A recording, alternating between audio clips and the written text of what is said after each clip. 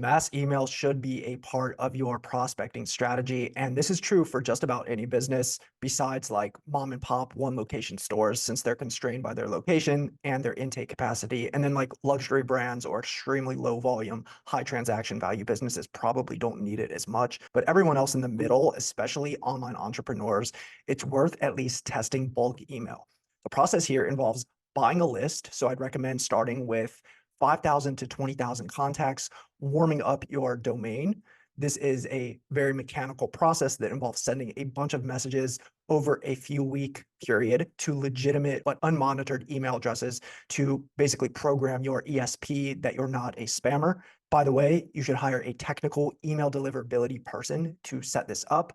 And then finally executing your campaign. So that's a whole process. I won't go into all the logistics, but that is the process to undertake. So list buying. Now, paying for leads is always going to be hit or miss.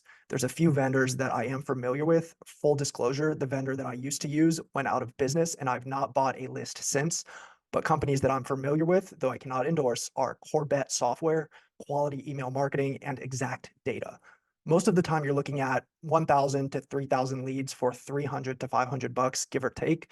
Can be less, can be more, just depending on how granular you want to get with your criteria. Now, just recently, Gmail also instituted a change where basically if you're sending over 5,000 emails per day, you can't do it from a Gmail address. That means you need a custom domain. And you should do that anyways, because sending from Gmail isn't the most professional. So setting up a custom domain address is really a prerequisite to consider if you haven't done so already.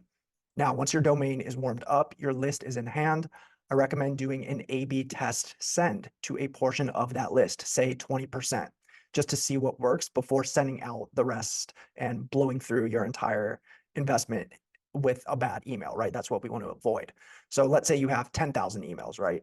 Take 2,000 of them, set the remaining 8,000 to the side for now, split that test group evenly, and then craft two versions of your email to see which gets the most engagement. Then send the highest performing version to the remaining segment. Now, since this is a mass marketing campaign, obviously it can't be hyper personalized to the degree that I discuss in the book and in the next lesson, but you can use personalization elements here, which are dynamic fields that pull in data that you might have about people. So first name, business name, date, these types of generic tags. Not great, but better than nothing and about as good as we can do with bulk sends. Let's talk about content and copy. So the email itself should be no more than a few paragraphs max. First, the subject line is crucial to get right. It has to pique interest and cause recipients to actually want to open the email. So you do this by mixing in an emotional appeal with a logical appeal. So like a promise or a benefit plus a number or figure.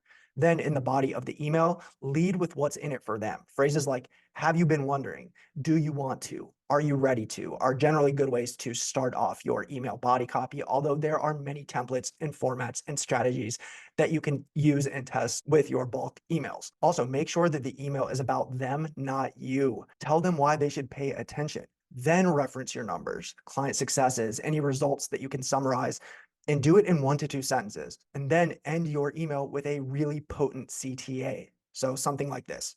Up to learn more, just hit reply to this email and put the word grow in the subject line so I don't miss it. So there's so much more to dig into here. I'm not going to go through all of the variations of subject lines to test or the types of body copy that you should be working with. But what I have done is linked below to a document with 5 examples of subject lines, 5 types of body copy to experiment with, as well as a book on cold email that's called Cold Email Manifesto by Alex Berman, one of my favorite marketing books in general. And I do want to leave off on this lesson with just a couple of more notes to be mindful of. So first, always make it easy to unsubscribe. So make sure that you have a clear unsub button or hyperlink in every email, especially that first one.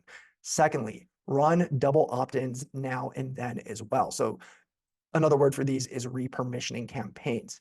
Ask your contacts, because these are people that are cold. They never opted in, right?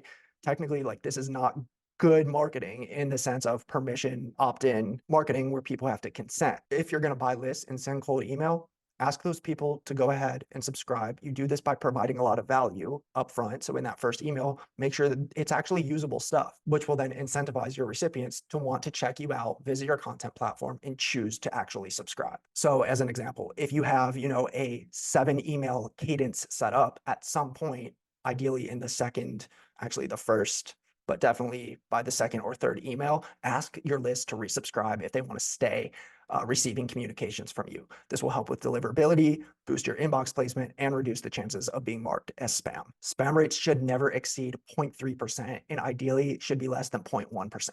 Okay, once again, templates for bulk emails are attached to the lesson. Use those for inspiration, and as always, iterate for your business.